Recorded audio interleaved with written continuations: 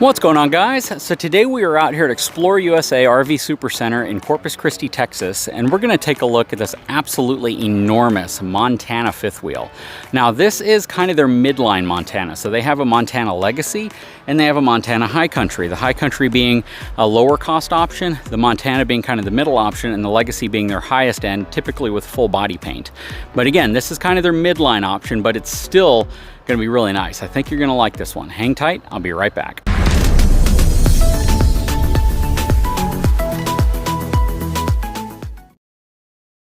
All right, so before we get any further, let's take a look at the numbers on this Montana.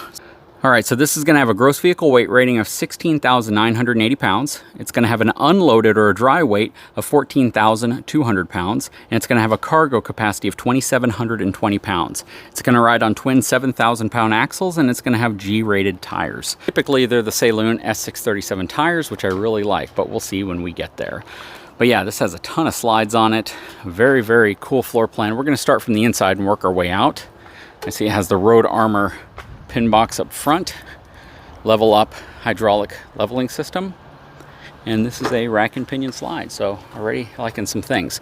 This is the Montana 3763 BP, and this is a full-time rated fifth wheel. So this does have a friction hinge door, which I like. It also has the screen defender. If you have puppies and things like that, they're not going to tear into your screen. Has the screen assist on it also, which is nice. A lot of Lippert products there. Really cool stuff. And it is prepped for the thin shade, which is the front shade for this glass door. All right, well, the price is right in front of us, so we might as well take a look at it. MSRP, $131,473. So that's the MSRP, which means the sale price is going to be significantly lower than that. So just keep that in mind. If this is a unit you're interested in, call the folks over here at Explore and they'll probably give you a really good price. All right, so we're going to pan from the front up and around and work our way back. So you can see this is a rear bedroom, mid-kitchen, front living room model. And we're going to start with the front and work our way to the back. Nice grab rail right here. Coming up, I can see a little bit of carpet underneath these slides, but it's not really carpet that you'd have access to, which is nice. So even if you spill something, you're more likely to spill it on the linoleum, not the carpet. Has two sofas, so these aren't love seats. These are clearly sofas, and they're opposing, which means when you fold these out, you're going to have a lot of bed space here for guests. And what I really like, they put a curtain here to actually separate the space. So if you have guests in here, they get some privacy, which is really nice. Front windshield on this unit has a televator as well. Really nice cabinetry. That has to be one of the widest panoramic fireplaces I've ever seen. Then you have your cabinets up here. These are all slow closing cabinets, which is really nice. Really nice valances as well. Check that out. Nice soft materials all the way around with a nice wood inlay. Very nice trim accent. Very nice. Very, very nice. Taking a look around the slide too, it has very nice slide trim, and they've trimmed off the AC really well. I love the black covers over the AC units. I think that looks so much nicer than having white covers up here. I do think it would have been kind of cool if they used batten strips right here that kind of match the crown molding or the AC, personally. What do you guys think? Has the night shades right here. Actually, it has both. So you have the screens and you have the blackout blinds. Very, very nice.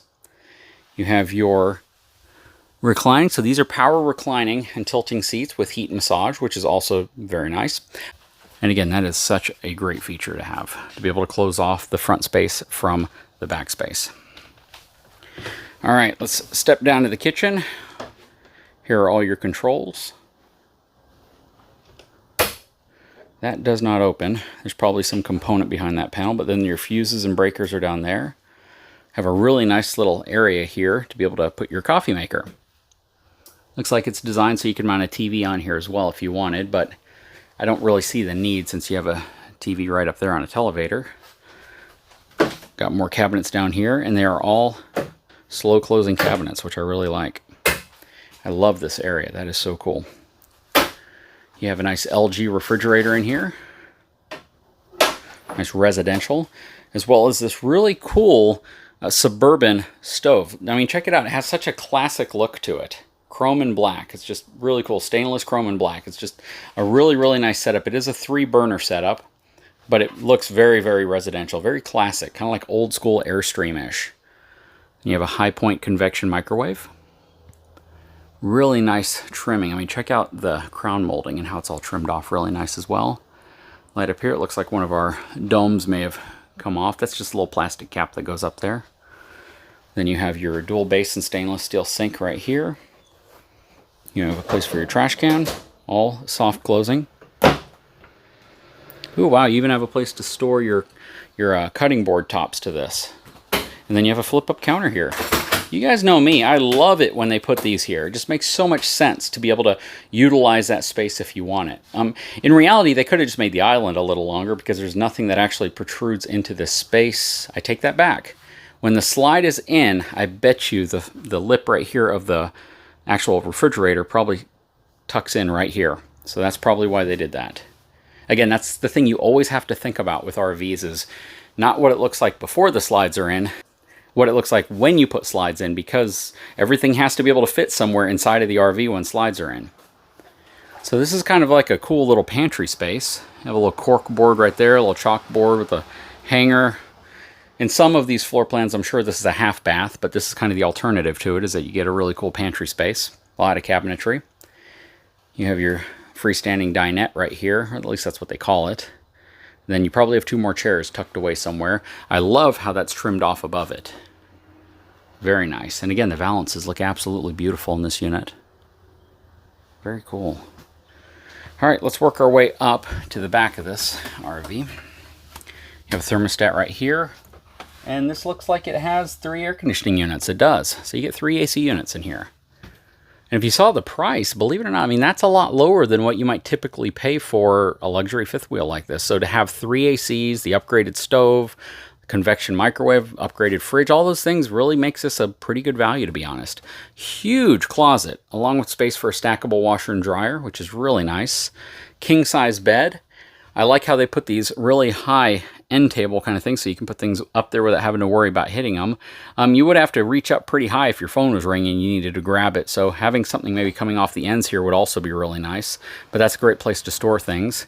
Might be a bit challenging to get to a drink or something, but it might be able to fit a small CPAP, which is also really nice for a lot of folks. You have, again, that AC unit in here. And you have all your wardrobe.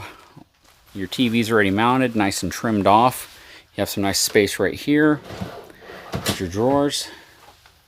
Working our way into the bathroom. So they've done something really interesting in here. They've contrasted the bathroom with every other space in this RV. So you have nice white cabinetry. Everything's really nice and light colored in the bathroom, which a lot of people like. It gives you that really nice airy feeling in here.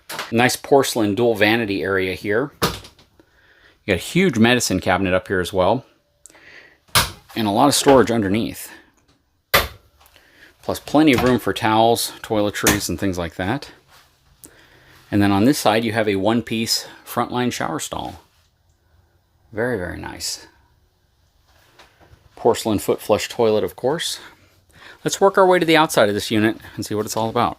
Okay, so starting from the front, working our way back, this does have the Road Armor upgraded suspension pin box. This is basically the Rotaflex because this rotates right here on this rubber bushing. It helps reduce some chucking, some of the road vibration from transferring to the tow vehicle.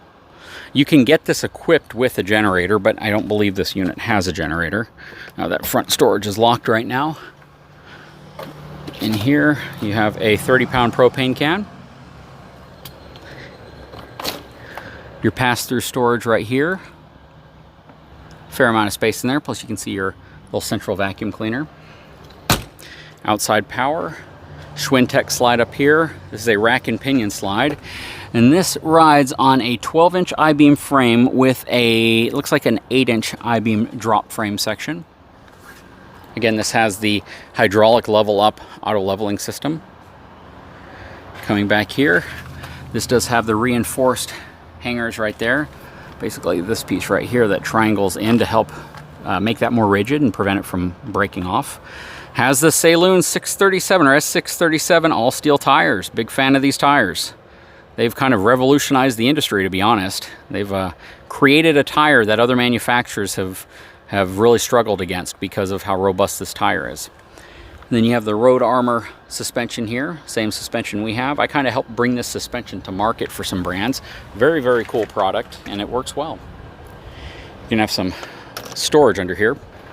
So, reasonably thick, pretty heavy baggage door, nice slam latches. A lot of storage under here. And then you have access from the back as well, which we'll go over in a second. Nice aluminum decking for it. Nice thud right there as well. And then this is just more access to that same storage. It's currently locked, but you can kind of see it from the inside. All right, all LED lights back here. This is a back storage area as well, and you could probably see it from the inside when I look back, but it's just a deeper storage area. So if you have like folding e-bikes, things like that, this is a great place to load your RV up. And it's even just great to help load your RV for anything else you may have, so you don't have to go in and out of your RV whenever you're bringing things into it. It's great whenever you're taking off on a camping trip not to have to constantly walk inside of the RV to bring things like comforters or bins, stuff like that. It is prepped for a camera in the back. And you know what, when manufacturers say prepped, and I talk about this in a lot of videos when I say like prepped for a Furrion wireless backup camera, the Furrion one is simply the mount is designed for a Furrion camera to simply kind of snap in place and plug in.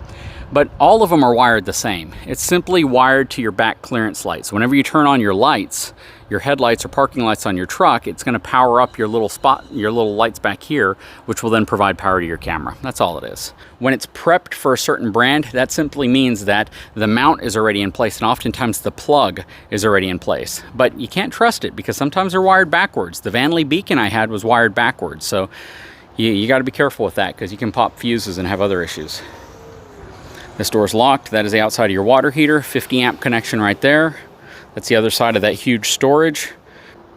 Coming around this way, Schwintek slide, rack and pinion slide, Schwintek slide outside of your furnace. And another locked cabinet, but this is going to have your Nautilus panel in here with all of your water controls and everything else, plus your auto leveling is going to be up here. So this is where you would control that. What do you guys think? I mean, it's pretty nice, and to be honest with you, the MSRP, and considering how deeply discounted most of these are whenever you look at them, this is not a bad value. This, in my opinion, is a better value than some other brands that you might typically look at. I mean, typically in the past, Montana was known to be some of the most expensive units out there. And in my opinion, this is actually overall a really good value. Towability, I would only put this behind a dually. I would not put this behind a single rear wheel truck, whether it's a 1-ton or not, simply because look at the profile. It's a straight profile. It's very tall, very wide. It's relatively heavy, and you want as much stability and redundancy as possible if you're going to be towing a fifth wheel like this. I think it's really important to always think about that whenever you're towing. Anyways, guys, I sure hope you've enjoyed this video. If you haven't had a chance, please take a moment, subscribe to my channel, give me a thumbs up, and we'll talk to you again very soon.